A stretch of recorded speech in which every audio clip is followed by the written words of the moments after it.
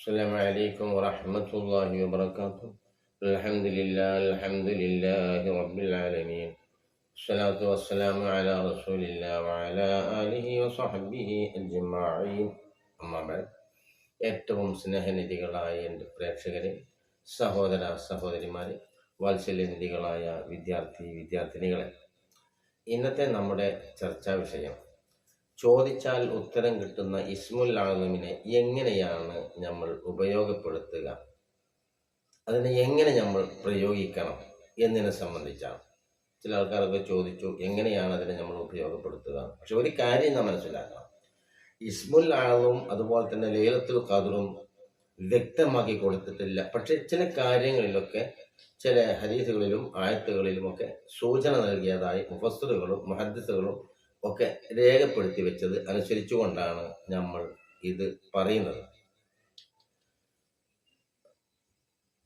വഅലം അന്ന ഇസ്തിജാബത്തുല്ലാഹി ലിമൻ ദഅാഹു സാബിത്തുൻ. തീർച്ചയായും ഒരു മനുഷ്യൻ ദുആ ചെയ്യുകയാണെങ്കിൽ അവന് ഉത്തരം നൽകുക തന്നെ ചെയ്യും. ഈ ദുന്യാവിൽ വെച്ച് ആര് ചോദിച്ചാലും കൊടുക്കും. പക്ഷേ ആഖിറത്തിലേക്ക് കൊടുക്കണമെങ്കിൽ, കിട്ടണമെങ്കിൽ ചില നിബന്ധനകളുണ്ട്. നമ്മുടെ മുസ്ലിമാകട്ടെ അമുസ്ലിമാകട്ടെ ആരാകട്ടെ, ചോദിച്ചാൽ ദുന്യാവിൽ വേണമെങ്കിൽ ദുന്യാവ് കൊടുക്കും. പക്ഷെ ആഖിറത്തിലേക്ക് കിട്ടണമെങ്കിൽ ചില നിബന്ധനകളുണ്ട്. മുസ്ലിമീങ്ങളായ നമ്മെ സംബന്ധിച്ച് ദുന്യാവിലും ആഖിറത്തിലും ഉപയോഗപ്രദമാകണം എന്നുള്ളതാണ്. ഇന്ന ദഅവത്തുൽ മുസ്ലിം ലാ തുറദ്ദു മാ ലൻ യുദ്അ ബിഇസ്മിൻ ഔ ഖതിയത്തി റഹിം. തീർച്ചയായും ഒരു മുസ്ലിമിന്റെ ദുആ ലാ തുറദ്ദു, അത് മടക്കപ്പെടുകയില്ല, തടയപ്പെടുകയില്ല. മാലയുദബി ഇസ്മി, കുറ്റം കൊണ്ട് അവൻ പ്രവർത്തിക്കാതിരിക്കുമ്പോഴൊക്കെ. ഔ ഖതിയത്തി റഹിം, കുടുംബബന്ധം മുറിച്ചു കളയുക. വലിയൊരു കാര്യമാണ് കുടുംബബന്ധം എന്നുള്ളത്. സംബന്ധിച്ചൊക്കെ നമ്മൾ മുമ്പ് പറഞ്ഞിട്ടുള്ള കാര്യമാണതുകൊണ്ട് ഞാൻ വിശദീകരിക്കുന്നില്ല. കുടുംബബന്ധം മുറിക്കുന്നവനെ അല്ലാഹു സുബ്ഹാനഹു വ തആല വളരെ മോശമായ നിലയിൽ എന്തായിട്ടുണ്ട്, പറഞ്ഞിട്ടുണ്ട്. കുടുംബബന്ധം മുറിക്കുന്നവനെ മുറിച്ചു കളയട്ടെ, എന്നെ ചേർക്കുന്നവനെ ചേർത്ത് കൊള്ളട്ടെ എന്നുള്ള ദുആകളൊക്കെ അതുമായി ബന്ധപ്പെട്ട ചില കാര്യങ്ങളൊക്കെ നടന്നു. പക്ഷെ നമുക്ക് ഇന്ന് ചർച്ച ചെയ്യാനുള്ളത് അതാണ്. അപ്പം നമ്മൾ ദുആക്കുകയാണെങ്കിൽ ഒന്നാമത്തെ കാര്യം അത് തന്നെ, കുറ്റം കൊണ്ട് കുടുംബബന്ധം കൊണ്ട് മുറിക്കുക എന്നതിനെ സംബന്ധിച്ച്. അത് അല്ലാത്ത നമ്മൾ അള്ളാഹുവിനോട് ചോദിക്കുകയാണെങ്കിൽ അള്ളാഹു തആല ഉത്തരം നൽകും. രണ്ടാമത്തെ കാര്യം,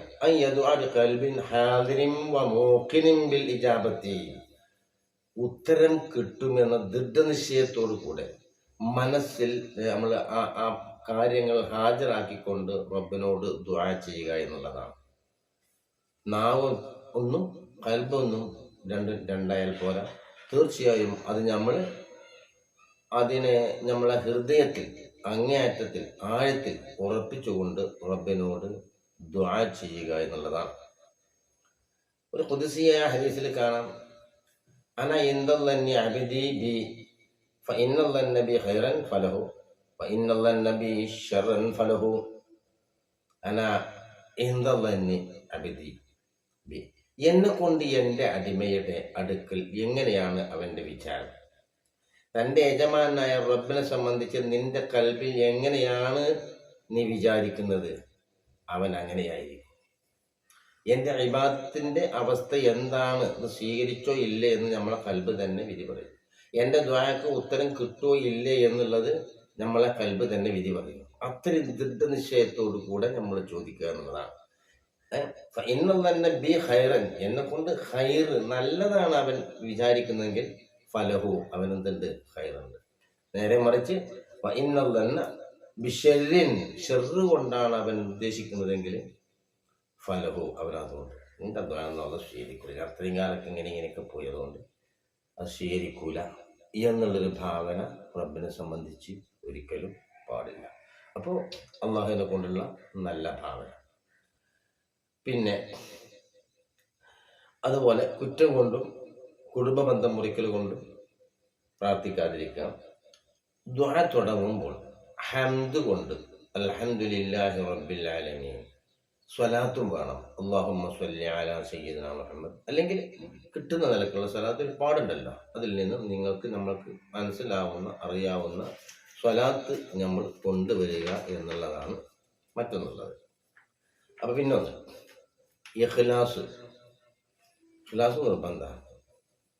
എന്നാൽ ഒമാ ഉമിറു ഇല്ലാ ലിയഅബ്ദുല്ലാഹ മുഖ്ലിസീന ലഹുദ്ദീൻ ഫദഉല്ലാഹ മുഖ്ലിസീന ലഹുദ്ദീൻ. നിഷ്കളങ്കമായി മുഖ്ലിസീങ്ങളായി അള്ളാഹുവിനോട് പ്രാർത്ഥിക്കുക. അപ്പോൾ വളരെ നിഷ്കളങ്ക ഹൃദയത്തോടുകൂടെ നാം അടിമയും അവൻ യജമാനനുമാണ് എന്നുള്ള ആ ഒരു മനോഭാവത്തോടുകൂടെ വിചാരത്തോടുകൂടെ അവൻ പ്രാർത്ഥിക്കുക.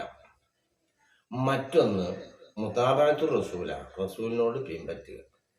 സല്ലല്ലാഹു അലൈഹി വസല്ലമ തങ്ങൾ കാണിച്ചു തന്ന, പ്രവർത്തിച്ചതും വാക്കുകൊണ്ടും മൗനാനുവാദം കൊണ്ടും കാണിച്ചു തന്ന കാര്യങ്ങൾ എങ്ങനെയെല്ലാം ദുആ ചെയ്യണം, എങ്ങനെയെല്ലാം പ്രാർത്ഥിക്കണം എന്നുള്ളത് അള്ളാഹു റസൂൽ കാണിച്ചു തന്ന അതേ രീതിയിലായിരിക്കുക എന്നുള്ളതാണ്. മൂന്നാമതൊരു കാര്യം സിഖത്തുൻ ബില്ലാഹി വൽ യഖീനി ബിൽ ഇജാബത്തി. നല്ല ഉറപ്പ്, എൻ്റെ റബ്ബ് എന്നെ ഒരിക്കലും കൈവിടൂല, എൻ്റെ റബ്ബ് ഞാൻ ചോദിച്ചത് തന്നിരിക്കുമെന്നുള്ള ആ ഒരു ദൃഢനിശ്ചയം അവൻ്റെ മനസ്സിൽ ഉണ്ടായിരിക്കണം. പിന്നെ ഹുദൂറുൽ ഖൽബി വൽ ഖുശൂഅ്, ഭയഭക്തിയും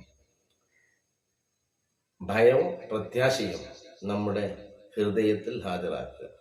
നമ്മൾ ആഗ്രഹം പ്രകടിപ്പിക്കണം, അല്ലാഹുവിലേക്ക് ഉറപ്പിക്കുക. എൻ്റെ പ്രാർത്ഥന അല്ലാഹു തആല സ്വീകരിക്കുക തന്നെ ചെയ്യുന്നു.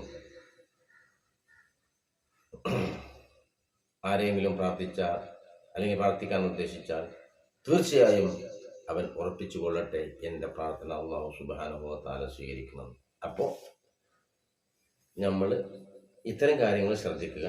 ഒന്ന്, നമ്മൾ അള്ളാഹുവിലേക്ക് നമ്മുടെ കൽബ് മറെല്ലാം ശൂന്യമായ അവസ്ഥയിൽ അള്ളാഹുവിലേക്ക് മാത്രം വിചാരിച്ചുകൊണ്ട് നമ്മുടെ ആവശ്യങ്ങളും പരാതികളും റബ്ബിൻ്റെ മുമ്പിൽ വെക്കുക.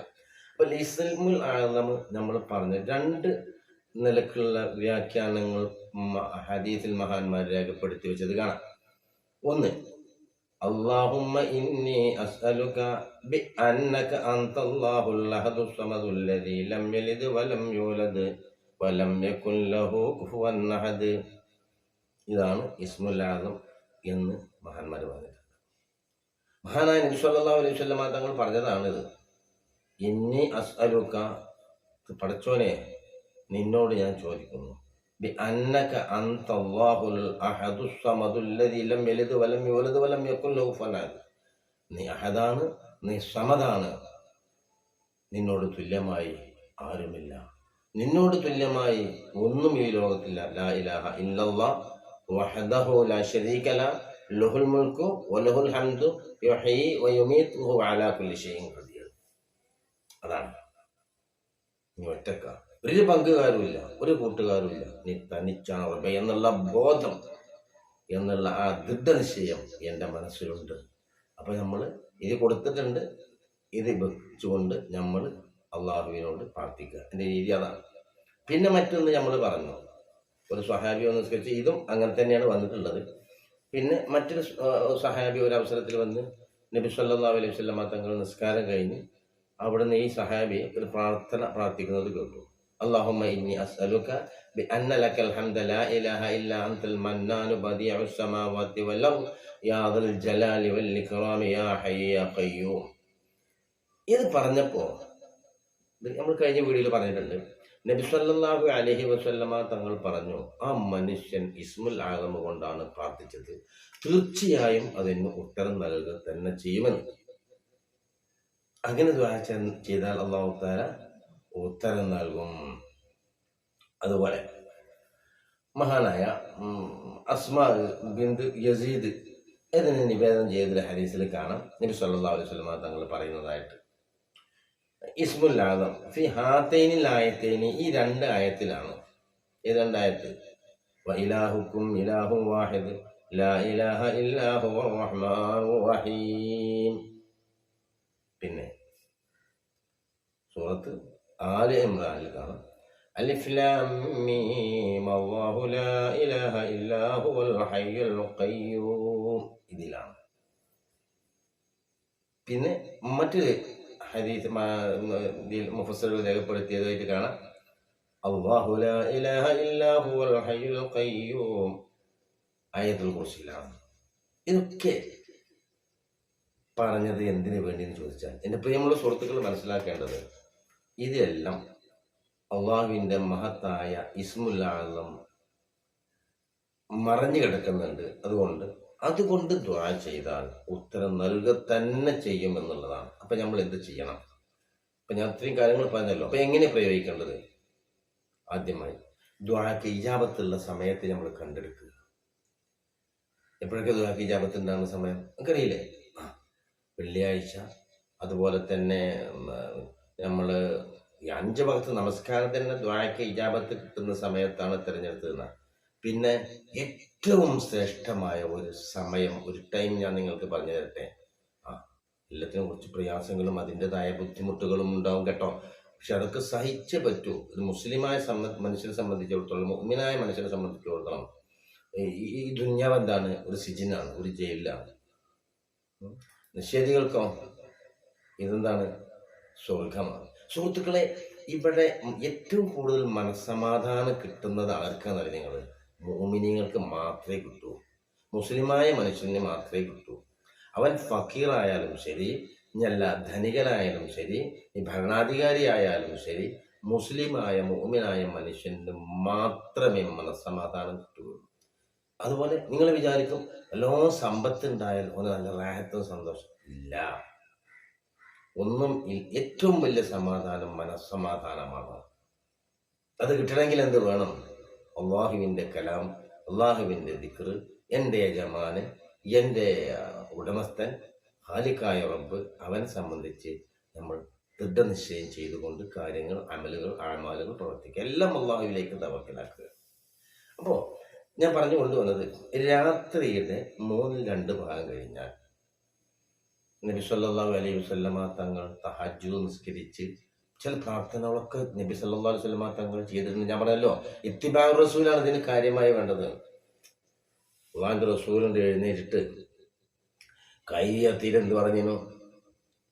ഇന്ന ഫീ ഖൽഖിസ് സമാവാതി വൽ അർളി വഖ്തിലാഫിൽ ലൈലി വൻ നഹാർ ലആയാതിൻ ലിഉലിൽ അൽബാബ് الذين يذكرون الله قياما وقعودا وعلى جنوبهم ويتفكرون في خلق السماوات والأرض ربنا ما خلقت هذا باطلا سبحانك فقنا عذاب النار. നബി സല്ലല്ലാഹു അലൈഹി വസല്ലം തങ്ങൾ നിസ്കരിച്ചത് എങ്ങനെയായിരുന്നു? സൂറത്തുൽ ഇഫ്തിതാഹൊക്കെ അള്ളാഹുവിൻ്റെ റസൂൽ ഒരിക്കൽ അല്ലാഹുമ്മ റബ്ബ ജിബ്രീല മീകാഈല വഇസ്റാഫീല ഫാത്തിറു സമാവാതി വൽ അർദ് عالم الغيب والشهادة أنت تحكم بين عبادك فيما كانوا فيه يختلفون اهدني لما اختلف فيه من الحق بإذنك إنك تهدي من تشاء إلى صراط مستقيم. ഇതൊക്കെ ചെല്ലുകയാണെങ്കിൽ മനസ്സിന് നല്ല സമാധാനം, മനസ്സിന് നല്ല اللهم لك الحمد أنت نور السماوات والأرض ومن فيهن ولك الحمد أنت قيم السماوات والأرض ومن فيهن أنت الحق ووعدك الحق وقولك الحق ولقاؤك الحق والجنة حق والنار حق والنبيون حق والساعة حق اللهم لك أسلمت وبك آمنت وعليك توكلت وإليك أنبت وبك خاصمت وإليك حاكمت فاغفر لي ما قدمت وما أخرت وما أسررت وما أعلنت أنت إلهي لا إله إلا أنت ولا إله غيرك أنا وجل അള്ളാഹുവിൻ്റെ റസൂല് ദുആഉൽ ഇഫ്തിതാഹായിട്ടും അല്ലാതെയും ഒക്കെ ഇങ്ങനെ ഉപയോഗിച്ചിരുന്നു എന്ന് കാണാൻ നമുക്ക് ഹദീസിൻ്റെ കിതാബിൽ. അപ്പോൾ രാത്രി എല്ലാവരും സുഖമായിട്ട് കിടന്നു പറയും. രാത്രിയുടെ 2/3 ഭാഗം കഴിഞ്ഞ് കിടന്നാൽ എണീക്കുക. എണീച്ചിട്ട് അള്ളാഹുവിൻ്റെ റബ്ബിൻ്റെ ദർബാറിലേക്ക് നമ്മൾ നമസ്കരിക്കുക, തഹജ്ജുദ് നിസ്കരിക്കുക. എന്നിട്ട് അൽഹംദുലില്ലാഹി, എന്നിട്ട് ഡീലേ ഞാൻ പറയണത് കേട്ടോ, അൽഹംദുലില്ലാഹി റബ്ബിൽ ആലമീൻ اللهم صل على سيدنا محمد وعلى آل محمد كما صليت على إبراهيم وعلى آل إبراهيم إنك حميد مجيد.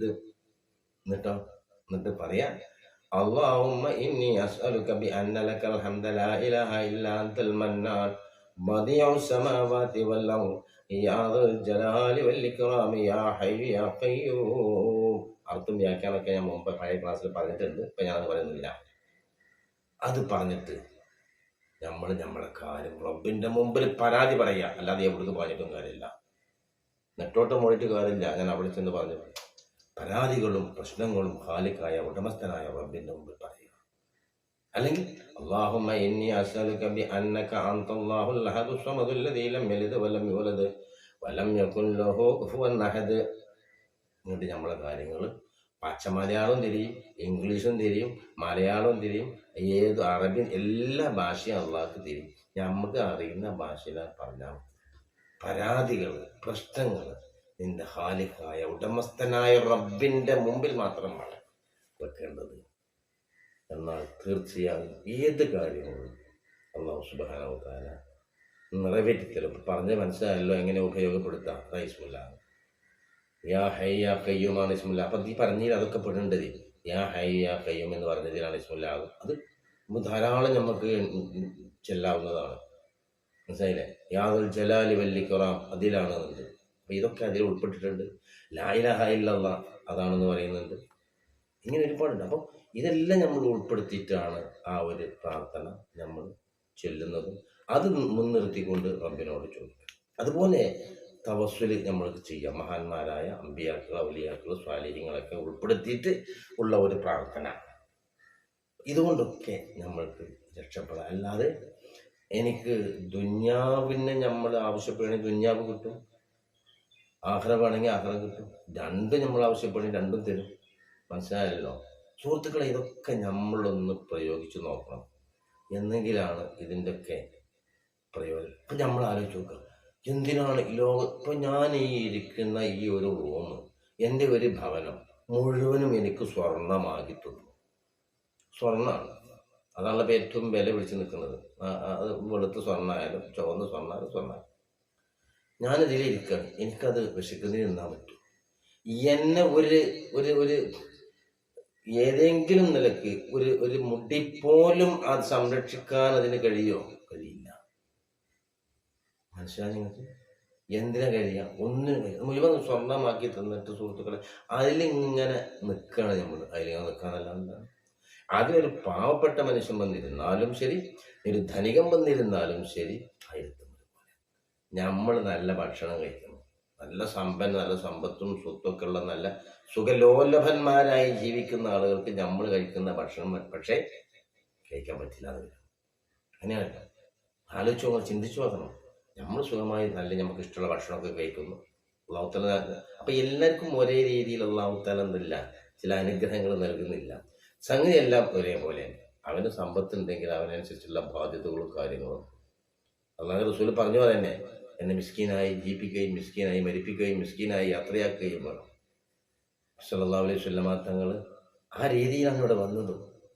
സുഹൃത്തുക്കളെ, ഇന്ന് റസൂൽ സല്ലല്ലാഹു അലൈഹി വസല്ലമ തങ്ങൾ ധനികനും അന്നത്തെ അറബ്യൻ ശാസ്ത്രജ്ഞന്മാരിൽപ്പെട്ട ഒരു വ്യക്തിയുമാകുമായിരുന്നെങ്കിൽ ഇന്നത് ജനത പറയുമായിരുന്നത് അദ്ദേഹത്തിൻ്റെ ആ ശാസ്ത്രം കൊണ്ട്, അദ്ദേഹത്തിൻ്റെ ആ ബുദ്ധിശക്തി കൊണ്ട്, അദ്ദേഹത്തിൻ്റെ ഭരണം കൊണ്ട്, അദ്ദേഹത്തിൻ്റെ ശക്തി കൊണ്ട് അദ്ദേഹം കീഴടക്കിയതാണെന്നൊക്കെ. പക്ഷെ അതൊന്നുമില്ല.